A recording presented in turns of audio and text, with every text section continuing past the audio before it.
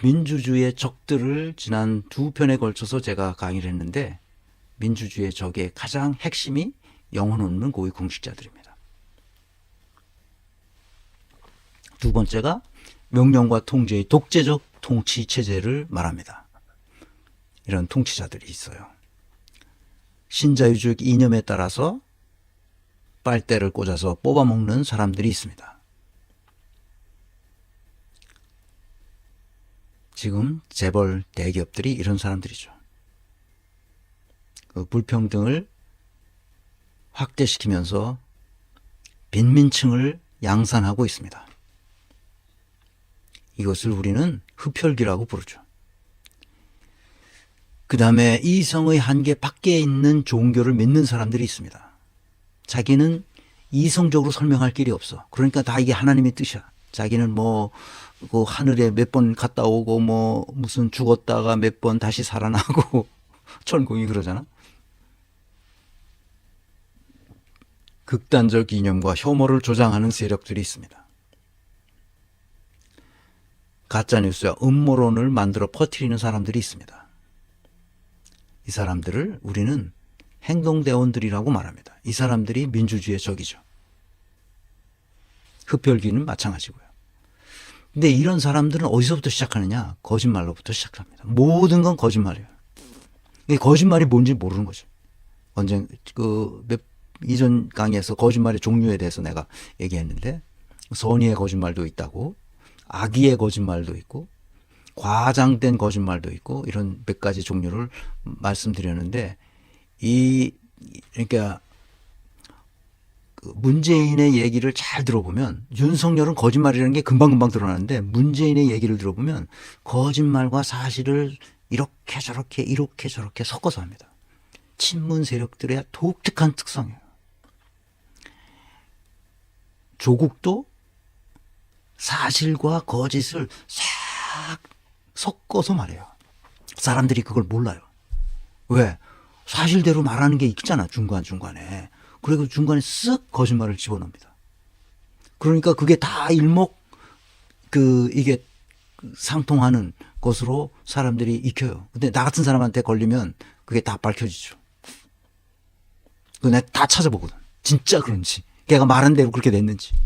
그러니까 여러분도 내가 강의하는 게 진짜 그런지 찾아보시라니까. 그래서 여기서 말하는 윤석열 또는 문재인 또는 이낙연, 이런 사람들이 바로 이 영혼이 없는 공직자들이라는 거예요. 자기 이익을 위해서, 자기가 잘못을 했는데 그것을 끊임없이 다른 사람이 잘못했기 때문에 이렇게 됐다고 말해요. 문재인이 그런 사람이라는 것은 이전 내 강의에서 수없이 했지만, 이번에 본인 이름으로 본인의 인터뷰를 통해서 본인 입으로 말했어요. 그러니까 확실한 증거가 나온 거죠.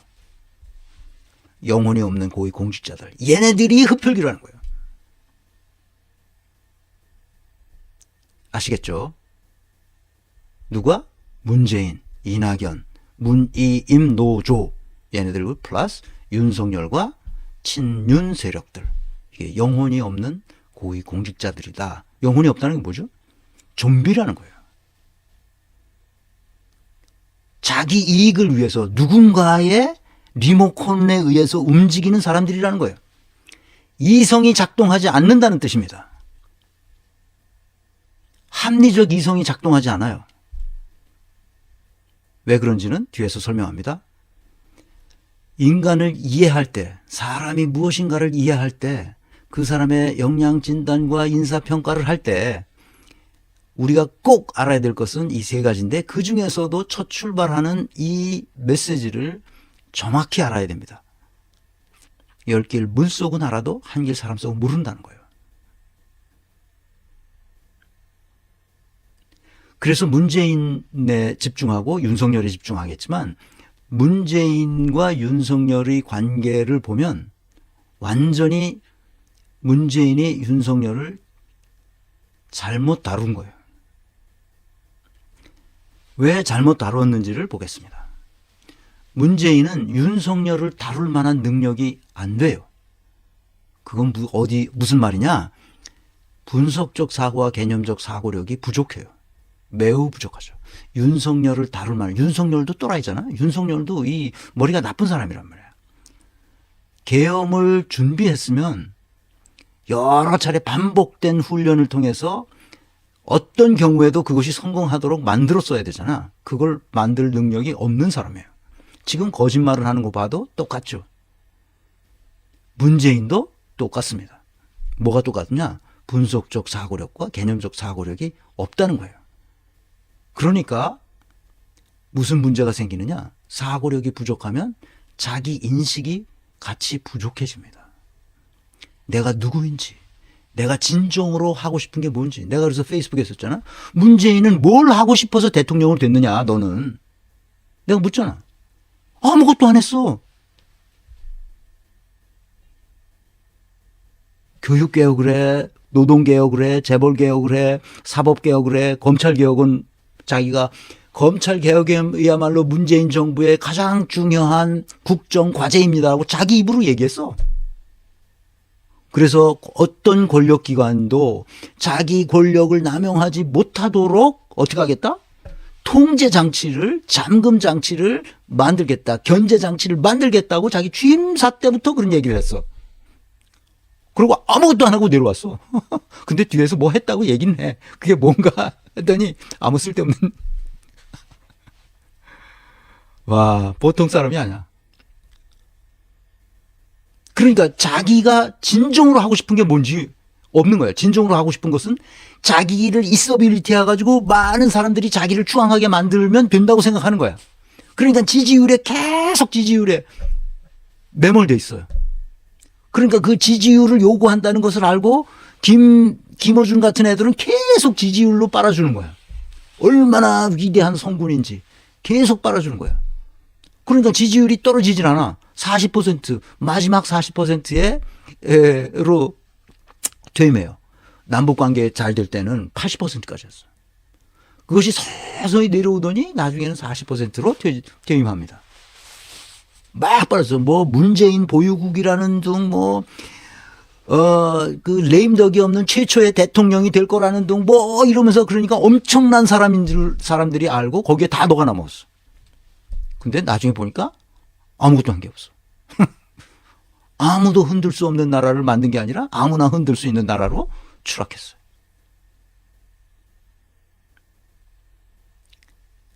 자기 인식이 없는 거예요. 내가 진정으로 하고 싶은 게 뭐냐. 내가 대통령이 돼서 한 나라의 국정 최고 책임자로서 내가 진정으로 하고 싶은 게 뭐냐. 그걸 모르겠어요. 그게 없었어요. 그래서 자기는 성군인 것처럼 사람들에게 보여지기를 원했어요.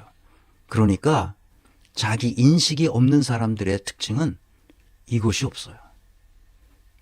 정직하지 않고 성실하지 않아요.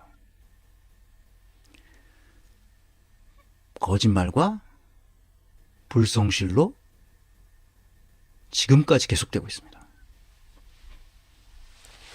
내란 사태 이후에 지금 2달이 훌쩍 넘었는데 입 딱 다물고 있다가 이제 윤석열이 감옥에 갇히고 그래서 이게 어떻게 될까 딱 망보다가 이제 인터뷰하는 겁니다. 내란과 관련돼서 계엄과 관련돼서 페이스북에 쓴 게 없어요. 써도 아주 부드럽게 포괄적으로 뭐 어쩌고저쩌고 썼어요.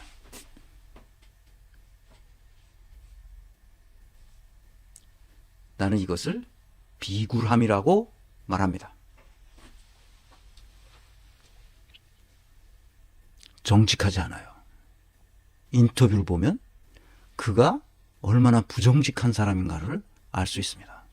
그리고 성실성조차도 없는 사람이라는 것을 알 수 있죠. 그런데 자기 옆에 있는 사람들에게 자기가 했던 잘못을 다 떠넘깁니다. 누구하고 똑같죠? 아주 비슷합니다. 윤석열과 같은 계열이에요.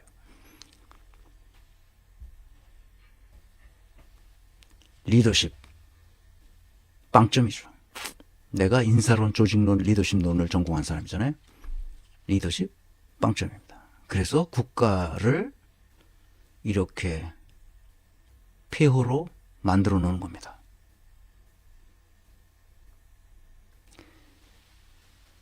그래서 이 사람의 출발은 사고력 결핍에서 온다는 거예요. 생각할 줄 몰라요. 생각하는 힘이 없어요. 그게 특징이에요. 이 사람이 부정직하고 싶어서 부정직한 것도 아니고 불성실하고 싶어서 불성실한 게 아니라 사고하는 힘이 없어요. 그래서 자기 자신을 생각하지 못하고 깊이 생각하지 못하고 자기 자신을 인식하려면 자기 자신에 대한 성찰적 반성이 있어야 돼요. 내가 진정으로 원하는 게 뭐냐. 그냥 남들처럼 연예인처럼 내 인기를 원하냐. 뭐냐. 돈을 원하냐. 권력을 원하냐. 내가 원하는 게 뭐냐 도대체. 자기 스스로 반성적 성찰이 있어야 된다. 성찰적 반성. 늘 공직자는 그래야 돼요. 나 같은 사람도 그러는데 은퇴한 나도 내가 이걸 왜 강의하는 거지 지금? 이걸 나중에 뭘 어떻게 하려고 하는 거지 내가? 이걸 진정으로 내가 하고 싶어서 하는 건가? 아니면 이걸 해야만 되는 건가? 이런 생각을 산책 나가면 늘 하는 거예요. 그게 내가 이걸 뭘 하려고 하는 거지? 내가 이걸 해서 얻고자 하는 게 뭐지? 난 문재인에게 묻고 싶어요. 그래서 하고 싶은 게 뭐냐 진짜. 뭘 하고 싶었냐 이거야. 뭘 하고 싶었냐. 뭘 하고 싶은 게 없으니까 그냥 지지율만 생각하는 거야. 지지율만. 이런 사람들 부지기수로 많아요. 지금 공직사회에. 지금 고위 공직자들이.